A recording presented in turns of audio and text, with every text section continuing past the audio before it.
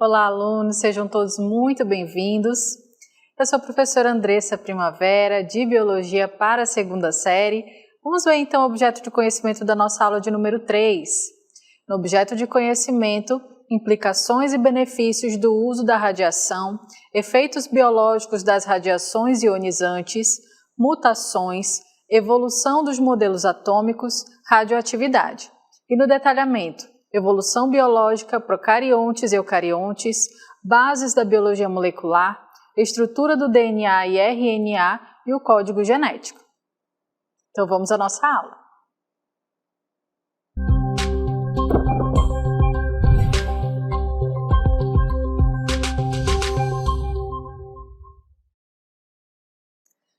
Muito bem, para iniciarmos a nossa aula, a gente vai falar um pouquinho sobre a origem da vida do nosso planeta.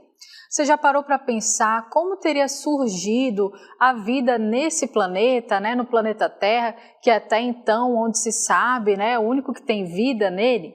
Bom, se você observar aqui esse cenário, você percebe que é uma atmosfera diferente. Essa aqui é a atmosfera primitiva, muito diferente do que nós temos atualmente. Nesse cenário, nesse lugar da Terra primitiva, era bem diferente porque não existia ali uma atmosfera, não existia vegetação, não existiam seres vivos. Então você percebe que é algo, com certeza, bem diferente do que nós temos atualmente. E aí você deve estar se perguntando, quais teorias, como que a gente estuda, o que a ciência diz a respeito da origem da Terra, Nós temos várias teorias. Existem aí a teoria do criacionismo, que diz que o ser humano ele pode ter sido criado por um ser maior como Deus, está lá na Bíblia, em Gênesis. Existe também a teoria da abiogênese e da biogênese. Existem outras teorias e a gente vai estudar um pouquinho delas na nossa aula, Mas antes a gente também tem que pensar que em cada cultura, em cada lugar, existe uma visão diferente a respeito de como a vida teria surgido no nosso planeta. E a gente vai ver um pouquinho dessa visão das pessoas indígenas, da população indígena a respeito de como teria surgido a vida na Terra. Então a gente vai ver aí um mito sobre isso, uma história que conta um pouquinho dessa visão para a gente. Então vamos observar. Bom, a gente vai ver aí, vai contar a história de como teria surgido a vida na Terra a partir dessa mitologia indígena. Para eles, teria sido aí a partir de Tupã. Então, Tupã teria sido o deus da criação, do trovão e da luz também. E aí ele controlaria os mares, e a sua voz iria ecoar através das tempestades. E aí, através disso, ele teria criado, então, os primeiros seres humanos. E aonde tudo isso teria acontecido? Teria acontecido lá em uma colina, aonde a gente vê aí, olha, que é na colina da cidade de Areguá, numa região aí perto de Assunção, uma cidade no Paraguai. Então, essa mitologia diz que o deus Tupã teria criado aí os seres humanos nesse ambiente, nesse lugar, a partir da sua voz, da sua voz de trovão. Então, isso é uma das visões de uma das culturas que nós temos, mas a gente precisa entender que existem várias culturas e cada cultura também vai contar a sua história, Mas a gente vai voltar para cá para falar um pouquinho de como é a visão científica desse termo, desse assunto que a gente está falando. Então, como a ciência diz que teria surgido a vida na Terra, Quais os estudos que apontam aí para a gente? A gente vai falar um pouquinho primeiro da teoria da abiogênese. Então, nessa teoria, o que se diz aí, Ao longo da história existiram diversas hipóteses, como do fenômeno aí da vida na Terra teria surgido, teria acontecido. Então, na Grécia Antiga, por exemplo, os filósofos acreditavam que a vida poderia surgir espontaneamente a partir de roupas sujas e restos de alimento. Então, é isso mesmo, gente. Essa era uma das visões, dos filósofos da época, tá? A gente precisa levar em consideração aí que não existia o conhecimento científico, nem era popularizado como a gente vê hoje.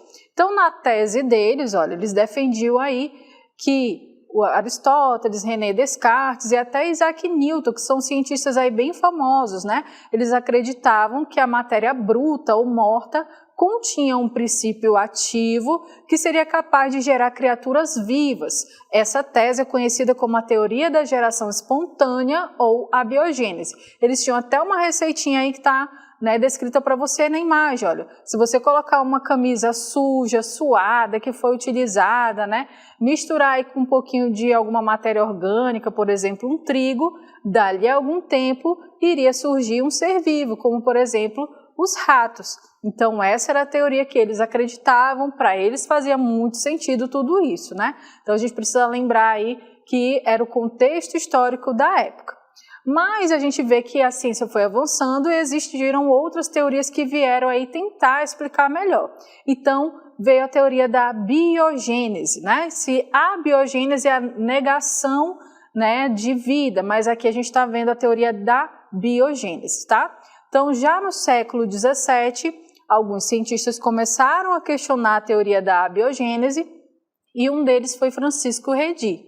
E aí, para refutar essa ideia, Redi realizou diversos estudos, entre os quais o mais conhecido é o experimento dos frascos de vidro. Então, você vai observar aí que Redi, ele quis testar essa hipótese, né? Como assim iria surgir vida espontaneamente de uma camisa suja? Como iria surgir vida espontaneamente de uma fruta, né? Eles observavam aí que os frutos, eles de algum modo geravam larvas, né? Então, ele ficou bem curioso com isso. O que ele foi fazer? Ele fez esse experimento, ele pegou alguns frascos de vidro e ele começou aí a fazer esse experimento. Em cada frasco ele colocou aí um pedaço de carne, tá? E ele tampou alguns frascos, como você observa aí, alguns deles têm tampa e um ele deixou aberto, sem nenhuma proteção. O que ele observou? Que esse cheiro, né, da carne, com certeza, né, iria atrair insetos. E foi o que aconteceu. Olha, as moscas começaram a surgir aí nesses frascos, mas aqueles que estavam tampados, as moscas não conseguiram entrar. E aí, olha só, as larvas, né, que são aí depositadas pelas moscas, elas só apareceram naquele frasco que não tinha tampa. Então, isso foi muito conclusivo para Redi, né? Então, com isso, outros cientistas replicaram com certeza esse experimento e com isso ele conseguiu refutar, né, aquela teoria inicial que a gente viu, certo? Então, ele conseguiu aí, através disso, provar, né, que a vida não surge espontaneamente, mas ela vem de algo pré-existente, de vida pré-existente, né? Então, esse naturalista italiano, ele não foi o único a realizar esses experimentos para comprovar que a vida não surge de maneira espontânea. Já em 1862, o microbiologista e químico francês Louis Pasteur, ele realizou também um experimento bem importante que complementava as conclusões de Redi.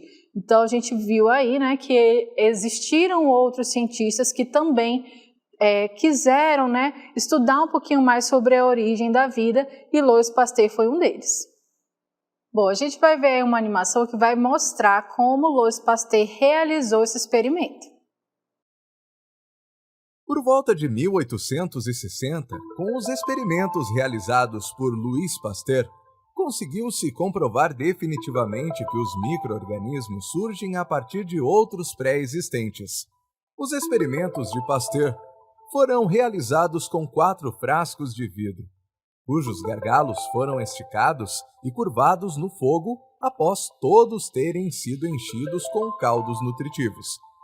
Logo em seguida, Pasteur ferveu o caldo de cada um dos 4 frascos, até que saísse vapor dos gargalos longos e curvos e deixou-os esfriar.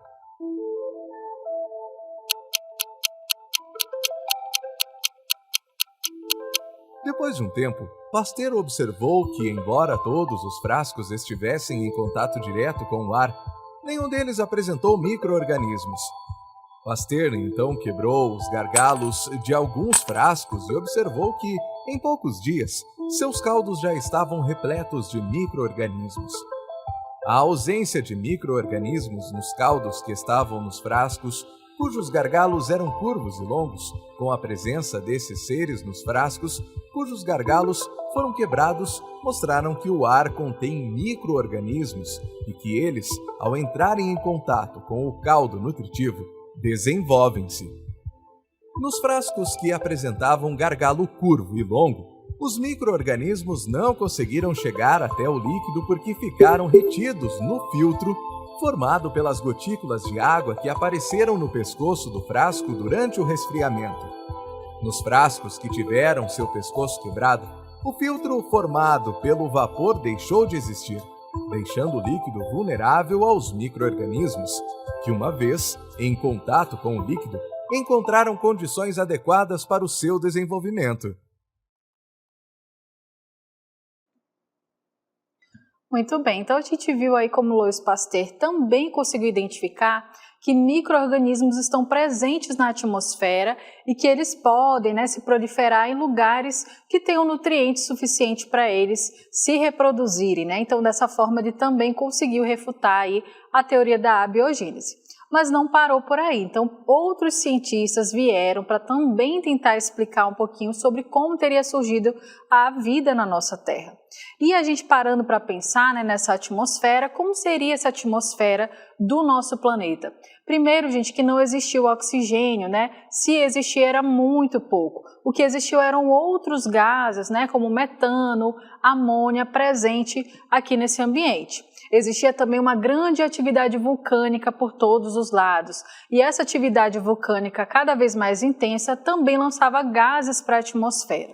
Com isso, né, a gente tinha ali uma temperatura muito alta no nosso planeta, que era de certa forma inóspita, né? Nesse lugar não tinha como ter vida, mas a partir de algumas condições que foram geradas, né, segundo os estudos desses cientistas, foi possível ali pouco a pouco que seres, né, fossem formados nesse ambiente.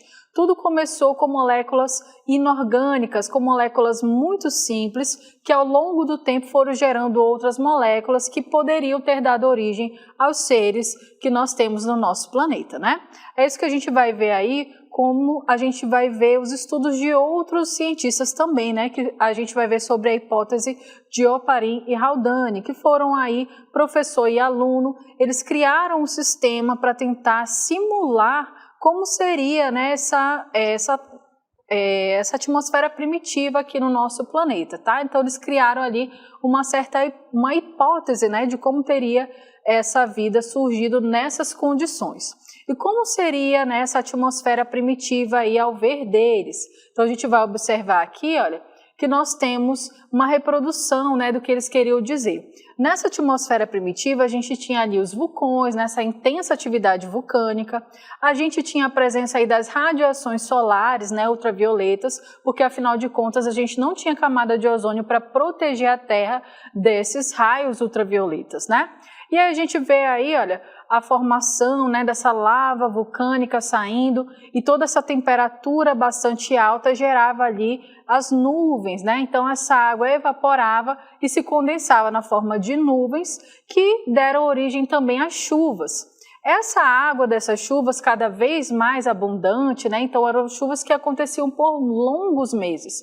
Elas iam se acumulando ali, formando, né, poças de água, e dentro dessas poças de água, essas substâncias, né, começaram ali a surgir. Então essas condições ali de temperatura, de pressão, sobre a radiação solar, também essas tempestades, né, com raios e trovões, deram aí condições ideais para que essas substâncias pudessem se formar. Então, de substâncias que eram inorgânicas passaram a se tornar orgânicas, mas isso, claro, gente, não foi assim do dia para a noite, levou bastante tempo, né, até a gente chegar aí nas pequenas matérias orgânicas, né, que seriam aí, segundo essas hipóteses, segundo essas teorias, os precursores da vida. Então nem existia de fato vida, né, digamos assim, no planeta, eram apenas substâncias ali acumuladas, né, que podem ter sido ali os primeiros seres do nosso planeta, certo? Então eles tinham nessa teoria, tá, Oparin e Haldane. E mais tarde, né, a gente vê aí cientistas que também tentaram testar essa hipótese em laboratório, né? Então a gente está falando aí de Miller e Urey. Então esses norte-americanos, né, Stanley Miller e Harold Urey, testaram a hipótese de Oparin e Haldane em laboratório no ano de 1953.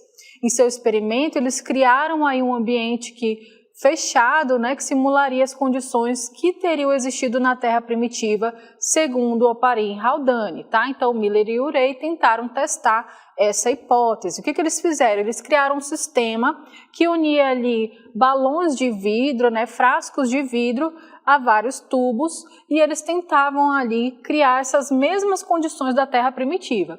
Então eles aqueciam aqui a água, o líquido, né? Essa água evaporava, esse vapor recebia ali descargas elétricas sobre ele, e essa água depois ela se condensava, né? Aquele vapor de água se condensava e a água acumulava ali, né? E depois voltava tudo de novo, tá? Ali eles também introduziam gases, né, uma mistura de gases que supostamente estaria na Terra primitiva, como metano, amônia, né? E aí tudo isso ficava aqui por algum tempo.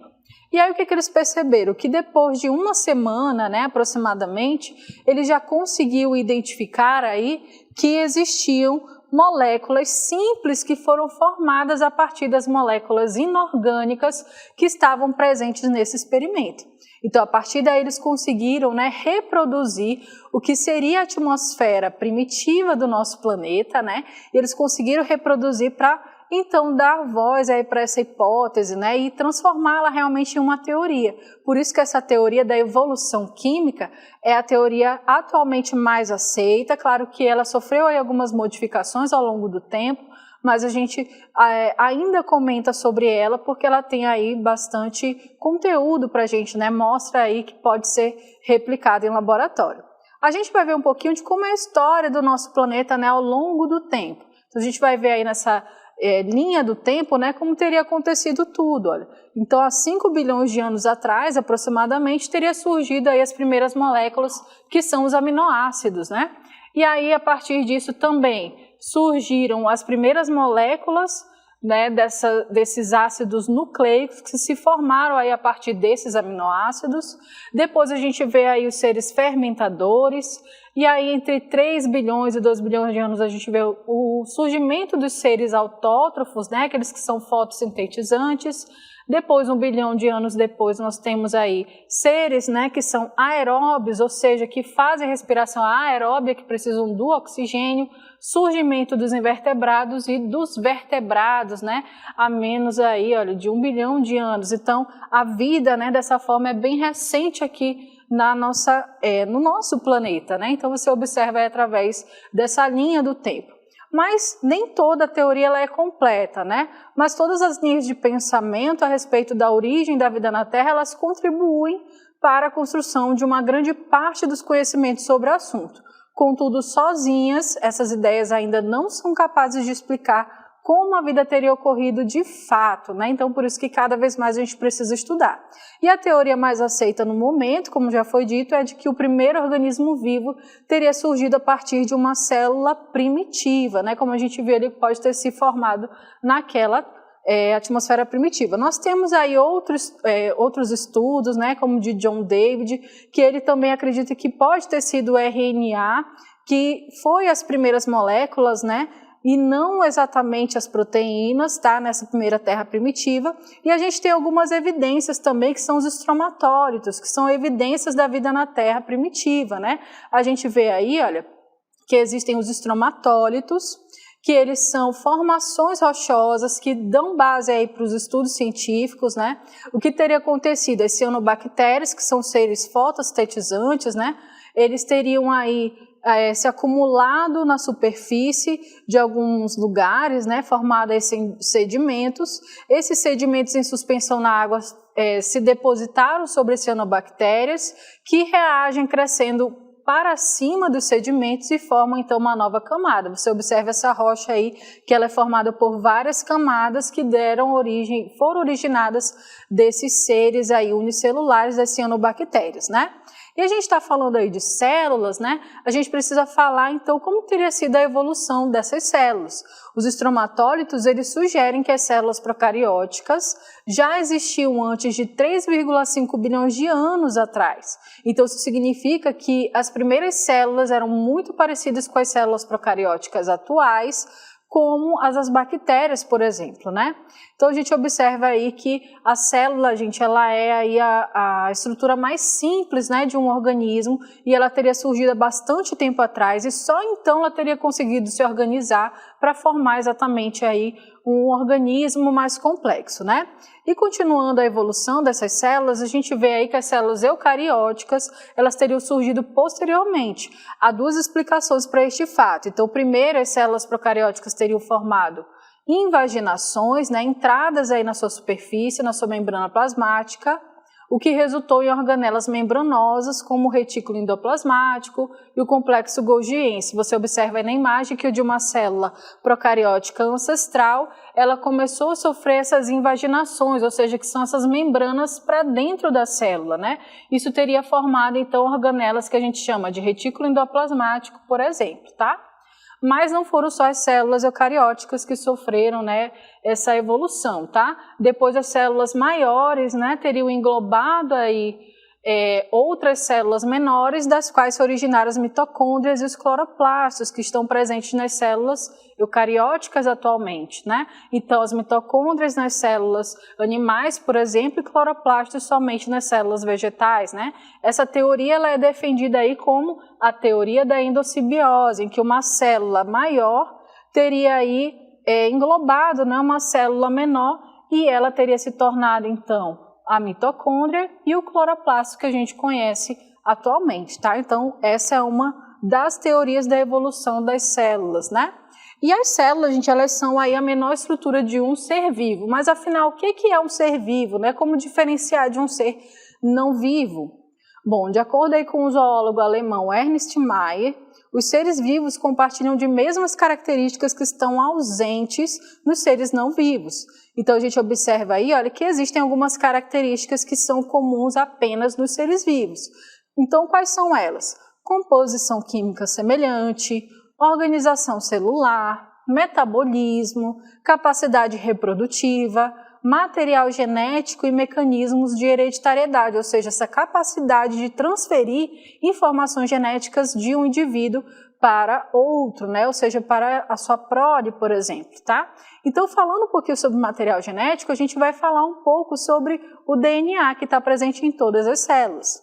Então, material genético, né? Todas as células, sejam elas procarióticas ou eucarióticas, possuem material genético, ou seja, o DNA, tá? Bom, e esse material genético ele pode estar disperso no citoplasma, se a célula for procarionte, ou ele pode estar contido no núcleo da célula, se ela for uma célula eucariótica. Você observa aí que nós temos 3 tipos de célula, tá? Mas somente essa aqui, olha, é a procariótica, é a célula bacteriana. Como ele diz aqui, olha, o seu material genético está disperso no citoplasma. Mas a gente tem as células eucarióticas, que são as células animais, né? Então, nós, enquanto seres humanos, temos esse tipo de célula, o DNA está guardado lá dentro do núcleo, e a célula vegetal também é uma célula eucariótica, também o seu DNA está lá dentro do seu núcleo, tá? Então, no interior do núcleo, a gente observa aí, olha, o material genético apresenta-se sob a forma de cromatina, que é um complexo formado por associações entre a molécula de DNA e as proteínas específicas. A unidade básica da cromatina é o nucleossomo, que consiste num DNA enrolado 2 vezes ao redor de um conjunto de proteínas denominadas histonas. Então você vai observar aí no esqueminha que nós temos o cromossomo, que é a junção aí dessas proteínas, tá, com o DNA propriamente dito, né? Então ele é formado, olha, se você observar que ele tem a forma de X, mas ele é formado aí por esse enovelado, né, que é constituído pela dupla hélice, tá? Então essa daí, né, é a forma como o nosso DNA está lá dentro do nosso núcleo.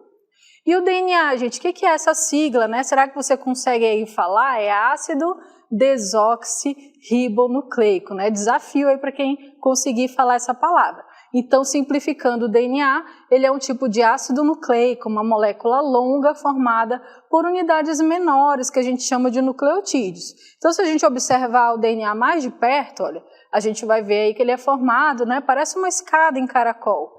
E se a gente olhar para dentro dele, esses degraus, eles são formados aí, né, por essas bases nitrogenadas, tá? Então, no DNA nós temos a citosina, a guanina, a timina e a adenina, que se unem para formar cada um desses tracinhos, né, que você está observando aí dentro do nosso DNA, tá? E a gente não tem só o DNA, a gente também tem o RNA. Já o RNA ele é encontrado no núcleo e no citoplasma das células eucarióticas. Nas células procarióticas, ele se encontra disperso no citoplasma. Qual é a diferença dele básica ali, né? O DNA, gente, ele vai ter todas aquelas bases nitrogenadas, adenina, timina, guanina e citosina, mas o RNA ele vai ter todas as outras, porém ele não vai ter timina, ele vai ter uracila, ok? Ele é encontrado aí no núcleo dessas células, né, e no citoplasma também, tá? Nas células procarióticas ele se encontra disperso no citoplasma. Ele também é um tipo de ácido nucleico formado por nucleotídeos. Cada nucleotídeo do RNA é constituído por uma molécula de ribose, a qual se liga a uma molécula de fosfato e uma base nitrogenada, tá?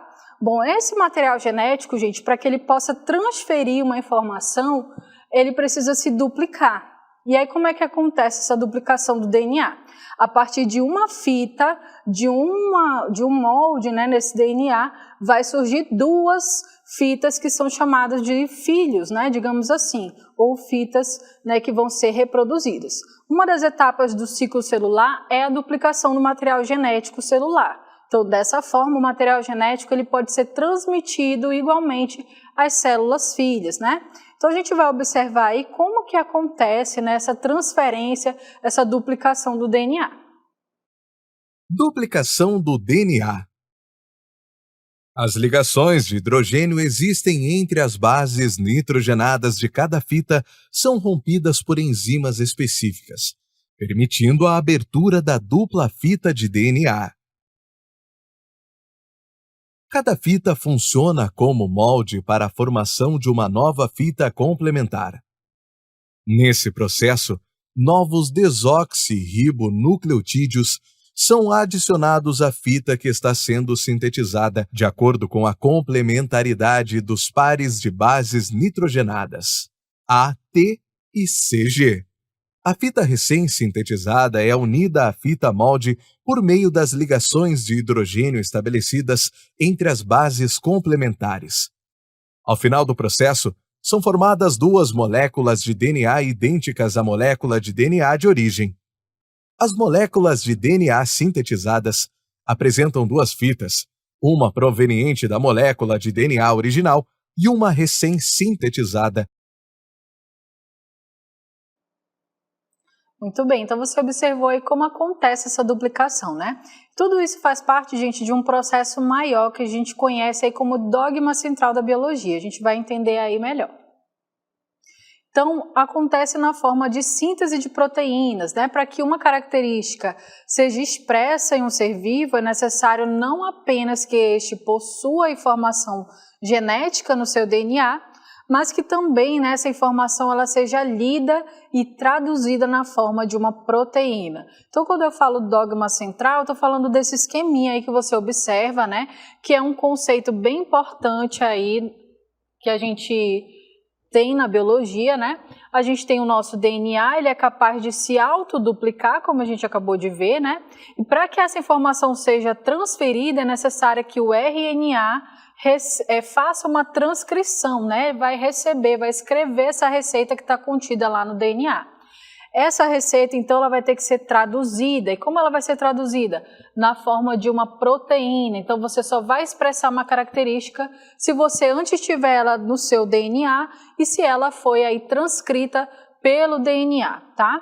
A gente tem aí um exemplo, né, de como pode acontecer aí um erro e que esse erro ele pode ser bastante grave quando a gente fala aí do DNA, certo? Esses erros eles podem acontecer cotidianamente, tá? Mas nem sempre eles vão causar grandes prejuízos, mas eu trouxe um exemplo aí da anemia falciforme. O que é isso, né, gente? Nós temos aí as nossas hemácias, elas têm essa aparência aí de globo, né? Elas são redondinhas e elas têm ali uma sequência sequência no DNA para ser transcritas na forma de uma proteína, tá? E aí a hemoglobina vai sair normal. Mas se a gente troca uma letrinha, né, ou seja, uma base nitrogenada, pronto, já é o suficiente para essa hemácia, para essa hemoglobina vir anormal e gera essa hemoglobina aí, né, essa hemácia com essa aparência, tá? Isso vai resultar aí numa doença que é a anemia falciforme. Então imagina aí o seu corretor do seu celular, você vai escrever uma palavra e aí ele muda uma letrinha, já mudou o sentido daquela frase, né? Então pode acontecer isso também no DNA. E a gente vai ver como é que é esse processo de transcrição e tradução. Olha só, na transcrição a sequência de DNA de um gene é reescrita usando nucleotídeos do RNA mensageiro, por isso esse mRNA, tá? Então aquela informação que está lá no DNA vai ser transcrita, né? Todas aquelas letrinhas ali vai ter uma informação genética que vai ser passada aí depois e traduzida, tá? Como que ela vai ser traduzida? Na forma aí de proteínas, ok? Então essa é a forma aí como acontece a transcrição. E a gente vai ver aí a tradução. A tradução, né, é você, quando o RNA mensageiro, ele consegue aí traduzir essa informação na forma de proteínas, tá? Então aqui a gente tem uma sequência de aminoácidos que irão gerar essa informação que é a proteína. E aí as células, né, vão decodificar o RNA mensageiro, lendo seus nucleotídeos em grupos de 3, que são chamados códons, né? E a cada códon representa um aminoácido específico. E o conjunto completo de correspondências entre esses códons e aminoácidos é conhecido como código genético. Então, o código genético, né, nada mais é do que toda essa união de informações que nós temos no nosso material genético. Bom, espero que você tenha curtido a nossa aula e até uma próxima.